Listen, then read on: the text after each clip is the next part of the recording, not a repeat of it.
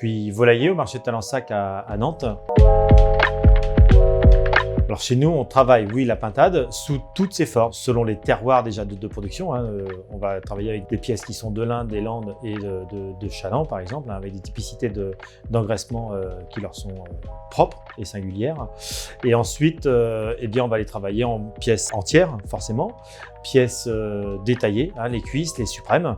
Puis chez nous, sur notre étal, on travaille beaucoup les produits élaborés, donc on peut retrouver des rôtis de pintade sur des pièces désossées, avec des farces volailles. C'est une viande qui est intéressante pour la multiplicité des produits qu'on va pouvoir combiner en fait finalement en mariage avec la pintade. On va pouvoir les jouer avec les acidulés, les sucrés francs qui feraient de la mangue, des pommes, chez nous on a des combinaisons de poires, de figues, un mariage au foie gras qui se fait parfaitement bien aussi. Tous ces saveurs, on a sur la pintade un goût très fin et plus marqué que sur la viande blanche d'une manière générale.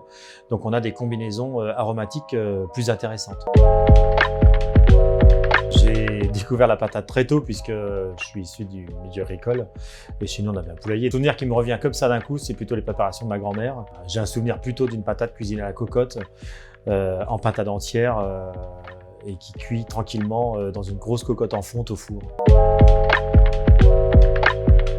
Alors la pintade justement, il faut la présenter parce que c'est vrai que les clients viennent pas forcément naturellement. La pintade, c'est un produit qui demande à être présenté, à être introduit finalement en cuisine. Par contre, c'est une rencontre quand on l'a fait qui fonctionne toujours. On discute beaucoup avec les clients. On cherche d'abord à savoir ce qu'ils recherchent exactement avec le produit qu'ils commandent chez nous.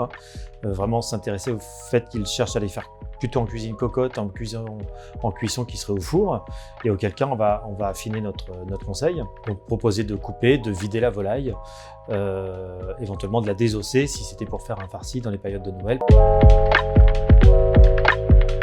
Chez nous, on conseille des cuissons qui sont relativement basses. On fait des cuissons à 160 degrés sur les viandes blanches et notamment sur la pintade qui est une chair qui est un peu serrée. Donc qui aurait vite tendance à prendre un côté un peu serré, un peu sec quand on est sur une cuisson au four. Donc on va conseiller nous plutôt des départs à froid, par exemple chez nous, des cuissons à 160 degrés, des cuissons dans la longueur. Bien rappeler qu'il faut, c'est pas un produit qu'on va mettre au four, ça demande d'être accompagné un peu en cuisson, arrosé, travailler un peu la pièce, l'arroser, la retourner et faire les cuissons adaptées à la pièce qu'on va acheter. Donc éventuellement papillote pour les suprêmes, cocotte quand on veut faire des cuissons en morceaux. Bien sûr, on va avoir une demande de pintade un peu plus marquée dans l'automne. Sur la période de fête, ça permet sur des petites tablées alors on envisage la dinde et le chapon à Noël, les champignons à l'automne, on a les pommes quand on arrive dans la fin de l'automne et éventuellement à traîner un petit peu plus sur l'hiver. Puisqu'on a une viande maigre, on va la proposer dans les régimes qui parfois s'imposent ou que l'on s'impose au printemps pour préparer la plage. Donc finalement, elle trouvera sa place dans la vitrine à n'importe quelle saison. Je dirais qu'il passe à côté d'un produit qui est plutôt intéressant. Il va donner place à des recettes plutôt un peu plus exotiques, un peu plus osées, un peu moins traditionnelles peut-être. Un produit, on le dit, qui rappelle un petit peu les souvenirs d'autrefois, mais qui aujourd'hui travaillait avec des recettes un peu plus modernes et des techniques de cuisson plus contemporaines permettrait une cuisine de quotidien assez facilement. Ma dernière recette, plutôt la dernière fois que j'ai eu à cuisiner, c'était pas plus tard que la semaine dernière, tout simplement une pintade un petit peu grasse, une pintade que j'ai faite au four, en cocotte en fonte. Tout simplement, je l'ai fait colorer dans un premier temps pour récupérer quelques sucres de cuisson.